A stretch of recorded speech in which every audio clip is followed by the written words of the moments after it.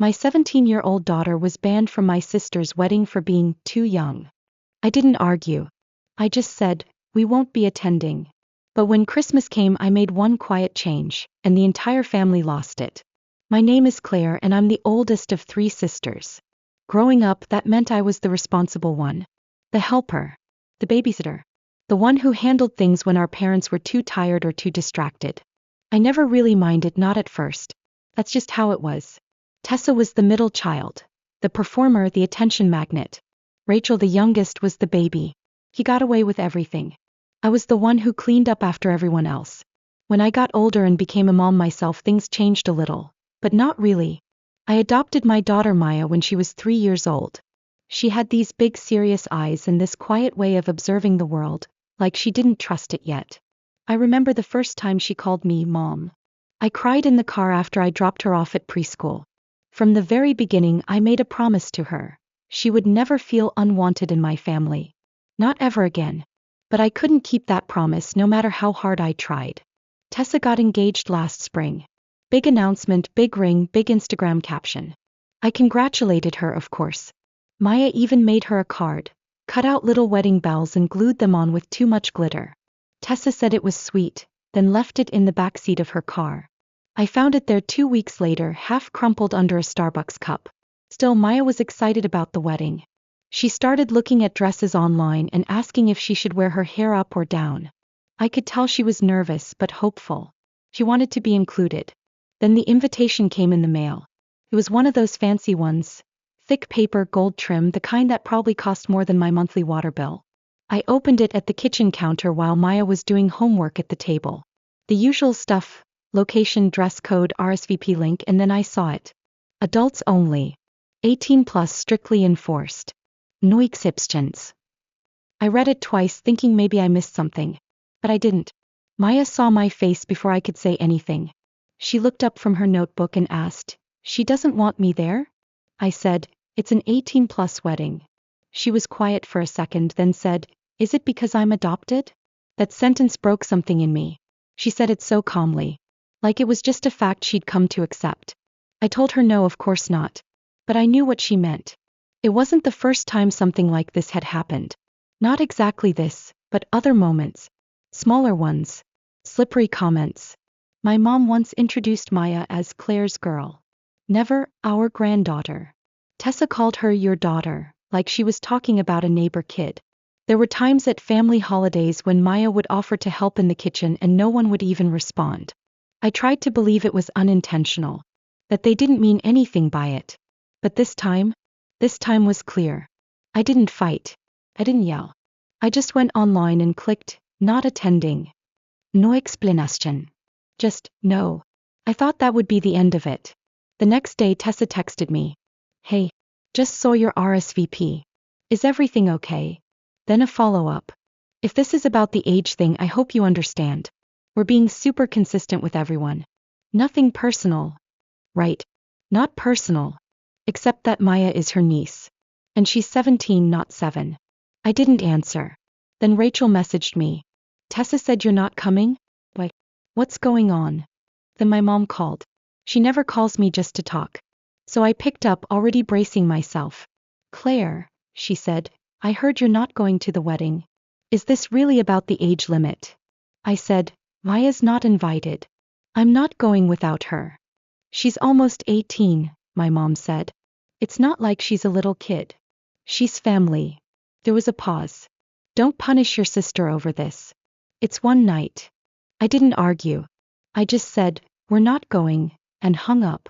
That should have been it. But then came the group chat messages. The guilt. The little comments that weren't even subtle. "Rachel, can't believe you're making such a big deal over one rule. You always have to cause drama." Maya's not the only one not coming. This isn't about her. You're making it about her. My mom sent a long message about family unity and forgiveness. About how we've all made sacrifices. About how it's hard being in the middle. I didn't respond. Maya deleted the dress photos from her phone. He stopped talking about the wedding. She didn't cry. But I think that's what hurt me the most, how unsurprised she was. She'd already learned what I spent too long trying to ignore. So when Christmas came around and no one had apologized or even brought it up, I made a quiet decision. I didn't invite them. No big announcement. No blow up. Just silence. And that's what made them really angry. If you'd asked me 10 years ago what I thought motherhood would look like, I would have said birthday parties, messy hugs, glitter on the carpet. I wouldn't have said, trying to protect a child from people who claim to love you both. When Maya came into my life, she was 3 years old and heartbreakingly serious. Big brown eyes, soft curls, and a quiet stare that made you feel like she was memorizing everything you said just in case she needed to survive you. She didn't warm up quickly. She didn't giggle on cue. She didn't run into my arms like a movie scene. But when she finally reached for my hand in the grocery store without being asked, I cried in the parking lot for 10 minutes. My husband, Ethan, was the one who said, "That was the moment she chose you." And I've been choosing her every day since. But my family never quite knew what to do with her. At first, I chalked it up to awkwardness. Adjusting. Bernie. She didn't have my eyes. She didn't carry my last name yet. She didn't jump into conversations at holidays the way the other kids did. But it was more than that. It was the way my mom referred to her as the little one instead of Maya. The way Tessa once asked, "Are you going to tell her she's adopted when she's older?" When Maya was standing right there. The way Rachel's kids got Easter baskets from our parents with personalized names, while Maya got a generic one with a "Happy Spring" tag. It wasn't overt. It was quieter than that. Softer. Easier to excuse if you wanted to. But Maya noticed. She always noticed. I tried to be patient. I really did. I explained. I redirected. I gave them the benefit of the doubt. When Maya was 6, she told my dad she wanted to be an artist. He smiled and said, "You'll need something more practical than that." When she was 8, she drew a picture of our family, me, Ethan, and her, and gave it to my mom. My mom smiled, said thank you, then set it down and never mentioned it again. Maya asked later why it wasn't on the fridge like the other cousins' drawings. I didn't know what to say. The first time I really lost my patience was Rachel's engagement party. Maya was 12. Rachel had invited us. Sort of. We were added to a mass text with a time, date, and venue. No, can't wait to see you. No personal message. But we went anyway. Because I thought, this is how we change it. We keep showing up. Maya wore a pale blue dress and these little silver flats she'd picked out herself. She was nervous, kept asking if she looked okay, if she could stay close to me. At the party, Rachel greeted us with a tight smile and a hi. Then turned to hug the next person without asking Maya anything. No compliment. No, you look so grown up. Just air. We stayed for 20 minutes. Maybe 25. Maya stuck to my side the entire time. On the way home she said, "I don't think she likes me." I said, "She doesn't know you." She said, "She's had 10 years. And I didn't have an answer for that.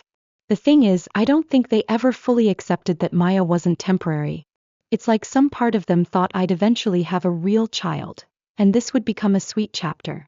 Something they could refer to as when Claire fostered that little girl. They never said it out loud. They didn't have to. Last year, for Maya's 16th birthday, we rented a space at the community center and decorated it with her artwork. Her idea.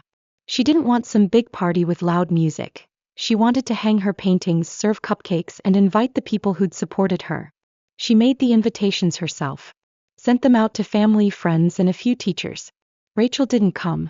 Neither did Tessa. My parents showed up 30 minutes late and brought a card that said, "To a sweet girl," with a $20 bill tucked inside. Maya thanked them. She's always polite. Afterward, she didn't say much. Just helped clean up, put her canvases back in the car. But later that night, when we were home and the dishes were done, I found one of her sketches. It was a drawing of the three of us, her, me, and Ethan, at the party. But our faces were blank. I think that's when I stopped hoping they'd change. Not because of the card, or the late arrival, or the lack of effort, but because it didn't even hurt Maya anymore. Not in the same way. She'd stopped being surprised. And that scared me more than anything. So when the wedding invitation never came, not even a phone call or a conversation, just a silent exclusion, I knew what I had to do. I didn't argue. I didn't plead or ask for an exception. I just told Maya we weren't going. She didn't cry. She just nodded and said, "Okay." Later that night she asked, "Do you think they even noticed we weren't there?" I said, "Yes." because I needed her to believe she mattered. Even if they didn't. We spent the weekend of the wedding at home. Ethan made French toast. Maya painted in the sunroom. I read a book from cover to cover. It wasn't revenge. It wasn't a protest. It was peace. And honestly, it felt strange at first. Quiet in a way that made you realize how much noise you'd been living with for years. I didn't miss the ceremony. I didn't wonder what the flowers looked like or whether the cake tasted good. Thought about Maya. I thought about how she used to look for their approval in every comment, every holiday, every family dinner, and how little by little they taught her not to expect it. And I thought about the next holiday. How for years I'd hosted Christmas out of obligation, inviting them, feeding them, pretending their half-hearted smiles were enough. This time I wouldn't. This time I'd do something different. Ethan asked me in early December, should I order the usual folding chairs? I shook my head. No extra seats this year. He didn't push. Maya didn't ask. And when the group chat started buzzing with, who's bringing dessert to Claire's this year? And should we come the night before like always? I said nothing. I just watched the messages pile up unread. I didn't announce that I wasn't hosting Christmas. I didn't make a speech or post a bold status, or tell everyone to go find somewhere else to eat their ham in passive aggression. I just didn't say anything. And that silence, apparently, was the loudest thing I'd ever done. The group chat started buzzing around December 15th. Rachel. Claire, are we still doing Christmas Eve dinner at your place? Well, let me know what I should bring. Tessa, of course. We'll be 5 again. Let me know if Maya wants anything specific this year. If she's even going to be there this time. That one almost got me. If she's even going to be there this time. Like Maya was the problem. Like her absence from their wedding was a personal failing of hers, not the result of being uninvited. I didn't reply. For the first time in years, I didn't clean the house top to bottom. I didn't pre-order a roast. I didn't dig out the extra folding chairs. I didn't drag the big table leaf out of the garage. And when no one got an answer, they started calling. First it was my mom. I let it ring. Then Rachel. Then Tessa. Then my dad left a voicemail. Claire, we just want to know what's going on. Your mother's upset. It's not too late to do the right thing. The right thing. As if hosting people who excluded my daughter was the right thing. As if feeding them would fix what they refused to acknowledge. We didn't host anyone that year. Instead, Ethan and I made lasagna in pajamas while Maya baked sugar cookies in shapes that barely held together. We stayed in, watched movies, opened our gifts early. We laughed more than we had in months. It felt normal. In a way our holidays never had before. No one walked on eggshells. No one had to translate pointed comments. No one got quiet when Maya entered the room. It was just us. And that's when the messages started to change. December 26th. Tessa in the group chat. I just think it's sad. We've all tried to welcome Maya, but Claire has made it impossible to connect with her. Rachel. I mean, if you cut off family every time there's a disagreement, you'll end up with no one. Dad. The way you're handling this is cruel. I'm sorry, but it is. My mom sent me a photo of the Christmas tree at their house with the caption. It wasn't the same without you. Maya would have loved her gifts. I didn't reply. Because they weren't gifts for Maya. They were guilt-wrapped invitations to come back and pretend everything was fine. And I'd done that for too long. A few days later we got a card in the mail. No return address, but I knew the handwriting. Inside, my mother had written, I wish you'd think about the example you're setting. Maya will see how easily you shut people out. That line stuck with me. Because I realized, that's exactly what I want her to see. Not that love is disposable. But that love, real love, doesn't ask you to shrink yourself. It doesn't ask you to sit quietly while the people around you pretend your pain is too uncomfortable to acknowledge. Maya didn't ask about the messages, but I know she saw the tension. She's never been one to ask directly. He just watches, absorbs. Like she's still trying to figure out which parts of the world are safe. One night, she was curled up on the couch with a blanket over her legs, sketching something. She paused, then said, if I wasn't adopted, do you think they'd like me more? The question hit harder than any of the text. I sat down beside her. Sweetheart, I said, they'd probably pretend better. But the way they treat people who aren't like them? That was never about you. She looked at me with those same serious eyes from the day I met her and said, I don't think I want them to like me anymore. And that was the moment I stopped waiting for an apology. A few days later, my father called again. I let it ring. Then he texted, "Your mother's not sleeping. She feels like she's lost you. We know we messed up. But that doesn't justify shutting everyone out. That's not who you are." I stared at that line for a long time. That's not who you are. I used to wonder about that. Used to question whether I was being too cold, too sensitive, too harsh. But now, I think this is who I am. Someone who finally knows what she will and won't tolerate. Someone who knows that keeping peace at the expense of your child's dignity isn't noble. It's cowardice dressed up as tradition. The final straw came from Tessa. She sent a voice memo. One of those rambling ones where people try to sound calm but every sentence has a knife tucked inside. "I just think it's sad, Claire. You always made such a big deal about how much you love Maya, but now it feels like you're using her as a shield. Like anytime someone doesn't treat her like royalty, you cut them out. That's not healthy. That's not parenting. That's obsession." I didn't listen to the rest. I deleted the message and blocked her number. Because if loving Maya fiercely, completely, is seen as obsession in their world, then yes, I'm obsessed. I'm wildly, unapologetically obsessed with protecting the person who needed me the most. And nothing they say will make me regret that. New Year's came and went quietly. Maya fell asleep before midnight with a half-eaten cookie on the couch. Ethan and I toasted with tea instead of champagne and watched fireworks on mute. He looked at me and said, "Do you miss them?" I thought about it. "No," I said. "I miss the idea of them. But that version never really existed." He nodded. Didn't say anything more. Just reached for my hand. "I don't know what will happen next. I'm sure they'll keep trying. People like that don't go quietly. There will be more texts. More posts. Maybe one of them will show up at Maya's graduation next year, acting like nothing happened. But I've made my decision. There's no big showdown coming. No dramatic confrontación. Just quiet distance. And sometimes that's the most powerful choice of all." It happened on a Thursday. Cold, overcast, quiet. I had just come home from work, still in my coat when the doorbell rang. I wasn't expecting anyone. Ethan was working late. Maya was upstairs preparing a portfolio project for her college applications. I opened the door and there they were, my parents, standing on my porch like it was still 2007 and we were pretending nothing ever went wrong. My mom had a Tupperware container in her hands. I think they were oatmeal cookies. Her specialty. Soft in the middle, slightly burnt around the edges. The kind she used to make when I was little. "Claire," she said with a breathy little smile. "We thought we'd stop by." I didn't say anything at first. Just stared at the container in her hands like it might be booby-trapped. My dad shifted beside her. "Can we come in? Just for a minute?" "No," I said. There was a pause, surprise maybe, but not long enough to matter. My mom tried to recover with another warm tone. "We just wanted to talk.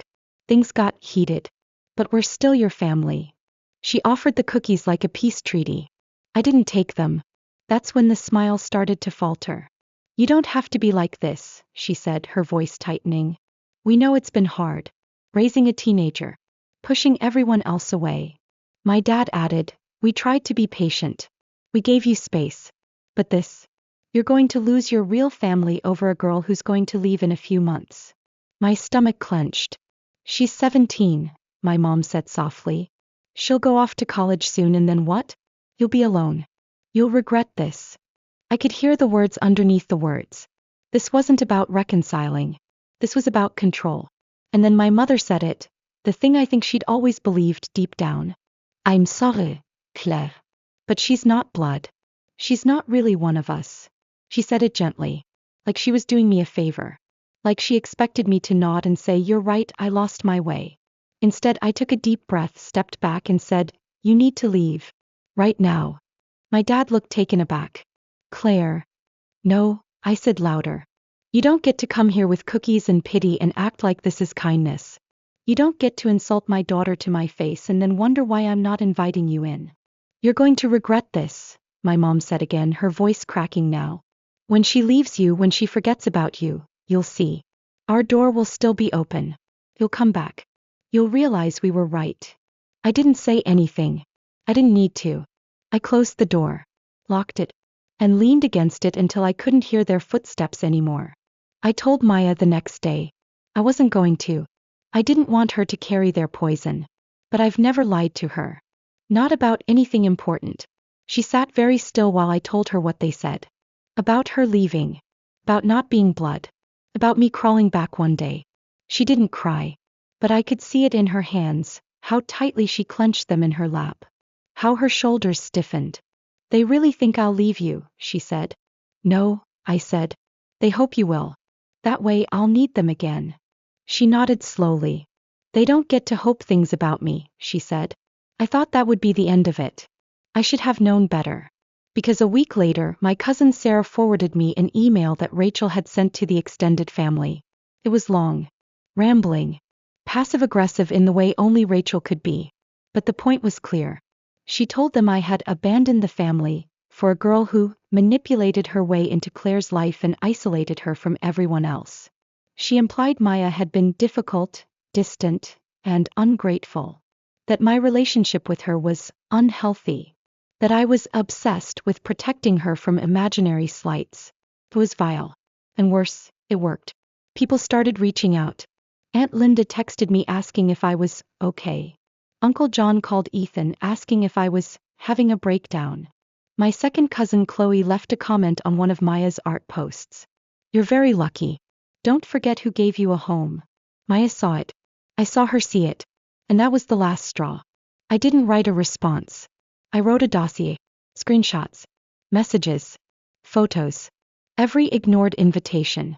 Every exclusion. Every receipt. I wrote a letter. Not emotional. Not angry. Just facts.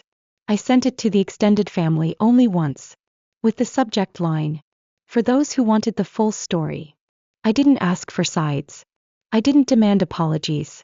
I just gave them the truth. Some replied. Some didn't. A few quietly unfriended Rachel. A few didn't believe a word I said. It didn't matter. Because I wasn't doing it for them. I was doing it for Maya. So she'd never question whether she imagined it. So she'd never ask again, do you think they'd like me if I was blood? After that, I blocked everyone who tried to argue. Everyone who said, but maybe if you just talked it out. Everyone who thought keeping peace was more important than protecting a child from emotional abuse disguised as family tradition. We never heard from them again. Not directly. I'm sure they still talk about us. I'm sure I'm the story they tell at parties when someone brings up estranged children. I'm sure Maya's name is still spoken in tight, judgmental tones. Let them talk. They lost their right to know her. Fast forward. Maya's in college now. Art program. Top of her class. She still calls me every night. Not out of obligation. Just habit. She sends pictures of her sketches. Sometimes she asks for my opinion. Sometimes she just wants to say goodnight. When I dropped her off at her dorm, she hugged me for a full minute. And whispered, I'm not going anywhere. She meant physically maybe. But I knew what she really meant. People say you can't choose your family. I did. I chose her. Over blood. Over guilt. Over years of learned silence. And if they still think I'll come crawling back one day, let them wait. Sometimes I still think about that moment on the porch. My mother handing me those cookies like they could undo years of silence. Like sugar could fix what they never had the courage to say out loud. And sometimes late at night I wonder if I overreacted. If I should have tried harder. Stayed quieter. Been more forgiving. But then I remember the look on Maya's face when I told her, they don't get to treat you like that. I remember how tightly she hugged me when she left for college. I remember that I promised her something no one ever promised me growing up. That I'd choose her every time. Do you think I did the right thing? Let me know in the comments. And if you want more stories like this, don't forget to subscribe.